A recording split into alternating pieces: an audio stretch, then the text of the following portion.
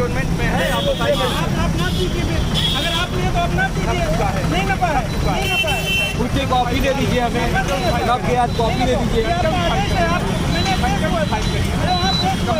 तो सवाल ये है कि आप कहते हैं जिसका नक्शा नहीं पास है, अगर ढूंढा जाए तो आनंद कैसे अवैध हो गया? मैं और बता रहा हूँ, पीडीए वाले अपने नक्शा दे दें हाई कोर्ट में। ये पीडीओ जो बना हुआ नक्शा पास है। अगर मान लीजिए पीडीए एक्ट में कहाँ पे ये लिखा हुआ हमको बता दें, एक महानगर योजना 22/2021 है, उसमें कहीं लिखा हुआ कि आपको। नमस्कार, मेरा नाम है संदीप मिश्रा और इस वक्त हम मौजूद हैं रेवेन्यू बोर्ड में, कोर्ट में मौजूद हैं। और भारत देश है, यहाँ पे अमीरी गरीबी चलती रहती है, कहीं पीडीए आता है तो कहीं। मेरा कहना ये है कि इसी स्थिति में सबसे पहले तो ये ज्ञात करना चाहिए कि कौन सा मकान, दुकान, संस्थान अवैध है, और यदि अवैध है तो उसमें निर्धारित विधिक प्रक्रिया का अनुपालन करना चाहिए। और जब ये सिद्ध हो जाए कि वो वास्तव में अवैध है, तब उसके तोड़ने की कार्रवाई की जानी चाहिए। एक बात। दूसरी बात ये है कि जब अवैध घोषित हो जाए और तोड़ने की कार्रवाई हो, तो एक समान रूप से सबके ऊपर वो चीज़ लागू की जानी चाहिए, चाहे सामने समाज के अंतिम पायदान पर बैठा हुआ व्यक्ति हो, या समाज के धनाढ्य लोग हों, या बड़ी संस्थाएं हों, पावरफुल संस्थाएं हों, दबंग लोग हों।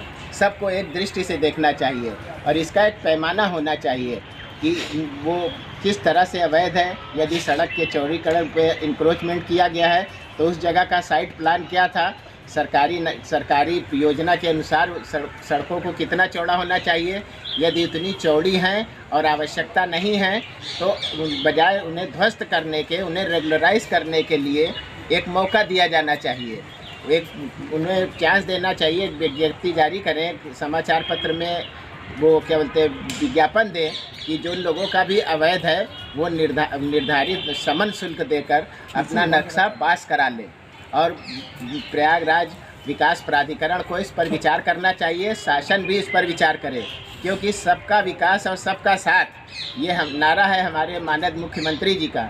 ये तभी संभव है जब इस प्रकार से कार्रवाई की जाए।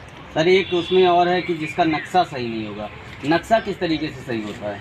नक्शा का ये चक्कर है कि बहुत सारे लोग 50 साल 60 साल या आज़ादी से पूर्व रह रहे हैं, तो उन्हें वस्तुतः ज्ञात ही नहीं है कि हमारे आस्थान की नवैयत क्या है। तो बहुतों के पास नक्शे नहीं हैं या नक्शे थे तो खो गए हैं।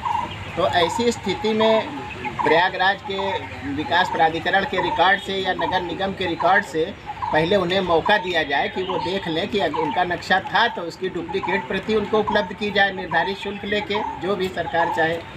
और इसके अलावा यदि नहीं था तो उन्हें एक मौका अवश्य दिया जाना चाहिए, क्योंकि लोगों का मकान, दुकान उनके जीवन भर की कमाई से बनता है। मान लीजिए उनका नक्शा नहीं मिलता है। हम एक तरीके से कहते हैं, अगर मेरा मकान था और मेरा नक्शा नहीं मिल रहा है, आज 50 साल से है, पता नहीं मेरे बाबा ने बनवाया, बाबा ने बनवाया था, आज मुझे मिला है, आज उसका नक्शा मुझे नहीं मिल रहा है, तो क्या मेरा मकान टूटेगा? ऐसी स्थिति में क्या बोलते हैं, सबसे पहले तो ये देखना चाहिए कि आपका मकान टूटने से पहले आपको एक मौका दिया जाना चाहिए। जैसे मैंने आपको कहा, तो डेवलपमेंट अथॉरिटी अपने स्तर पर या शासन से आज्ञा लेकर राजाज्ञा जारी हो जाए और एक निर्धारित समयावधि दी जाए, जिससे कि वो नक्शे को पास कराने के लिए उन्हें एक चांस मिले। और उनके यदि नक्शा पास नहीं है तो पास पहले ही कहा, यहाँ पर लोग चुनाव लड़ते हैं, जातियों को देखते हैं, लेकिन जब एक बात आती है तो यहाँ पे एक ही जाति होती है, अमीरी और गरीबी।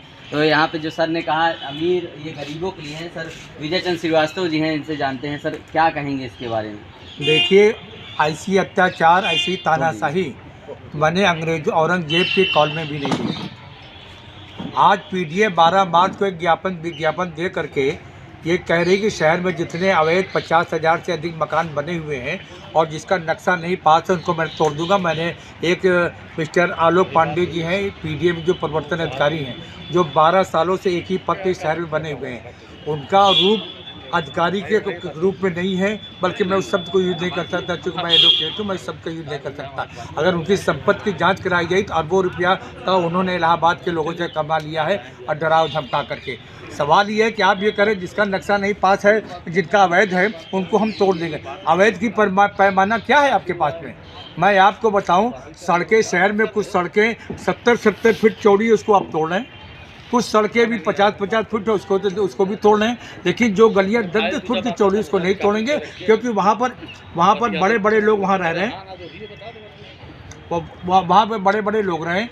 सवाल है कि फर्स्ट ऑफ ऑल आपको चाहिए, first of all you have to show कि that who is encroacher of the land and house, you have to issue a so-called notice to them that you are a occupier, you are encroacher of the land. There is Public Premises Act Section 4 say first of all you have to adopt the legal process by issuing the so-called notice and provide an opportunity of hearing as well as let have the evidence of on the record. साले 100 साल से लोग रह रहे हैं, तब ना PDA थे ना ईडीए थी। पीडीए का एग्जिस्टेंस शायद 1973 में आया है। लोग 100 साल से अब तोड़, उस वक्त क्राउड भी कम था। तो सवाल ये है कि आप कहते हैं जिसका नक्शा नहीं पास है, अगर ढूंढा जाए तो आनंद भवन का नक्शा ना पास होगा। सही बात है सर। और If I have all the papers for my house, हाँ। तो कैसे अवैध हो गया? अरे मैं और बता रहा हूँ, पीडीए वाले अपने नक्शा दे दें हाई कोर्ट में, ये पीडीओ जो बना हुआ नक्शा पास है क्या? न जाने कितने नक्शे पास है। अगर मान लीजिए पीडीए एक्ट में कहाँ पे ये लिखा हुआ हमको बता दें, एक महानगर योजना 2021 है, उसमें कहीं लिखा हुआ कि आपको अधिकार है कि आप तोड़ देंगे बिना लीगल प्रोसेस अडॉप्ट किए हुए? आपका आनंद भवन न बना होगा, आपके कई हॉस्पिटल न बना होगा, आपके जिला कचहरी का मैप नहीं पास होगा। सवाल है, अगर मैप किसी ने पास नहीं किया, चाहे इग्नोरेंस के रूप में, जिस वक्त मकान बन रहा था ईटा बालू गिरा नहीं कि आपके आदमी पहुँचे वहाँ पैसा लेकर उसको छोड़ दिया। अब हाँ, 50-50 साल से 100 साल से उनका मकान बना हुआ है, आज आप कहते हैं उनका नक्शा नहीं पास है। मान लीजिए नक्शा नहीं पास है, सपोज नक्शा अगर रिक्वायरमेंट है इसका पास होने का, तो आप उसको नोटिस दीजिए कि साहब आपका नक्शा नहीं पास है, वो अप्लाई करें, अप्लाई करने के बाद यूजुअल चार्ज लेकर सारी आप फॉर्मेलिटी अडॉप्ट करके आप उसको उसके आगे कार्रवाई तो करें। इनके हिसाब से पहले पब्लिक का छोड़ के पहले आनंद भवन और ये सब। No I am not saying, I am saying कि ये सब नहीं है, ये सब हो रहा है। सवाल इस बात का, आप इसको लीगल प्रोसेस इसको लेकर के एक जनहित याचिका माननीय श्री योगेंद्र कुमार पांडे जी की तरफ से दाखिल हो रही माननीय उच्च न्यायालय इलाहाबाद हाई कोर्ट में। मैं विजय सिंह श्रीवास्तव, एडवोकेट सुविधा शर्मा एडवोकेट। एक बात और मैं कह रहा हूँ, सन 1998 में एक एफिडेविट पीडीए के लोगों ने दिया कि जीटी रोड की चौड़ाई कुल 22 मीटर है। आज आपने उसको तोड़ दिया 35-36 मकान, जबकि 70 फीट चौड़ा है, और उस पर लड़ने को तैयार पब्लिक से अधिकारी आपके। ये अत्याचार इलाहाबाद में नहीं चलेगा। खास तौर से बहुत सारे अधिवक्ता बंद उस कॉलोनी में रहते हैं जहाँ तोड़ने जा रहे हैं। आप कहते हैं मैं सुलेम साहब से पहले तोड़ूंगा, क्यों तोड़ेंगे? इलेक्ट शेरवानी साहब का लीगेसी बनना है आपका। 35 मकान तोड़ करके तो वो शेरवानी मोड़ से जो एयरपोर्ट के जाते उसको तोड़ देंगे ताकि वो बेनिफिटेड हो, उसको तोड़ देंगे। और सामने ये अमित दीप मोटर्स का बना, उसको आपने नहीं तोड़ेंगे, क्योंकि you have benefited from the certain person, you have taken the money, you have taken illegal gratification from them, इसलिए आप उसको तोड़ नहीं रहे। तो सवाल है कि इस तरीके के आप करेंगे बात तो ये तो इलाहाबाद का वकील खास तौर से बर्दाश्त नहीं करेगा, और खास तौर से मेरा जैसा भी जिन्होंने इलाहाबाद के अंदर विकास के न जाने की इतनी पहल दाखिल कर दी। पीडीए के अधिकारी कोई ईमानदार अधिकारी है पहले इस बात की जो, और एक चीज़ और बता दूं, एडीए ने खुद बिल्डिंग इसी सुलेम सराय में न्याय विहार कॉलोनी के नाम से, जिसको उन्होंने इलीगल डिक्लेयर कर रखा खुद एडीए ने, और यहाँ पर नैनी में डिक्लेयर कर रखा, उसको आपने क्यों नहीं तोड़ा? क्योंकि आपकी अपनी बिल्डिंग है। आपने बोर्ड क्लब में, मैं गंगा पीएल का एडवोकेट भी हूँ, मैं सुनीता शर्मा एडवोकेट जी, गंगा पीएल में मैंने ऑर्डर करा रखा है कि 500 मीटर के अंदर गंगा के किनारे हाई फ्लड लेवल एरिया में आप मकान नहीं बनने देंगे। ये ऑर्डर सन 11-12 का है। करोड़ों मकान, लाखों मकान ये जो है आपका रेल में बन गए, गोविंदपुर कॉलोनी, राजापुर बने, आपने उसको तोड़ा नहीं तोड़ा? क्योंकि प्लाटर से आप पैसा ले रहे, खुले आप पैसा ले रहे। आपकी संपत्ति की जाँच क्यों नहीं कराई जाए हाईकोर्ट से? आप उसको नहीं तोड़ेंगे, आप पब्लिक जो गरीब पब्लिक उसको आप तोड़ने जाएंगे। शर्म जो आती नहीं है आप लोगों को। तो ये अत्याचार इलाहाबाद हाई कोर्ट का वकील बर्दाश्त नहीं करेगा। इन कॉलोनियों में तमाम हाई कोर्ट के एडवोकेट मौजूद हैं। तो इन सब को लेकर के एक जनहित याचिका श्री योगेंद्र कुमार पांडे जी की तरफ, मैं सुनीता शर्मा एडवोकेट की तरफ दाखिल कर रहा हूँ, और माननीय उच्च न्यायालय के सामने सब सारी बातें होगी कि इनको पीडीए को तोड़ने का अधिकार किस कानून के अंदर है, किसने इनको तोड़ने का अधिकार दिया। इनके मकान का नक्शा पहले पेश करवाइए कोर्ट के अंदर। इनके जितने अधिकारी हैं इनकी संपत्ति जांच होनी चाहिए। ये नक्शा आपका कहाँ पास है? सर ये संपत्ति की जांच कराइए आप। संपत्ति की जांच नहीं कर, लूट रहे पब्लिक को, इलाहाबाद के पब्लिक को। इलाहाबाद धार्मिक नगरी है, सामाजिक नगरी है। इलाहाबाद के लोग नहीं बर्दाश्त करें। या आनंद भवन में पंडित जवाहरलाल नेहरू जैसे लोग रहे हैं, या जनेश्वर मिश्रा जी, राम मनोहर लोहिया जैसे लोग रहे हैं, बड़े बड़े नेता यहाँ पर है, वहाँ चले हैं आप अत्याचार करने। है। इस तरह का अत्याचार हाई कोर्ट के वकील बर्दाश्त नहीं करेगा। ये सारी जनहित याचिका में, सारी पीआर में हमने सब बना रखा है और माननीय उच्च न्यायालय के सामने न्याय होगा और दूध का दूध, पानी का पानी एक होगा। मैं यही आपके चैनल के माध्यम से कहूँगा, इस अत्याचार अन्याय को आप अपने चैनल के माध्यम से उठाएं। मैं Vijay Chandra Srivastava, advocate Allahabad high court. यहाँ पे अगर हम कहें तो ये इलाहाबाद बा और ये बाबा का प्रयागराज है।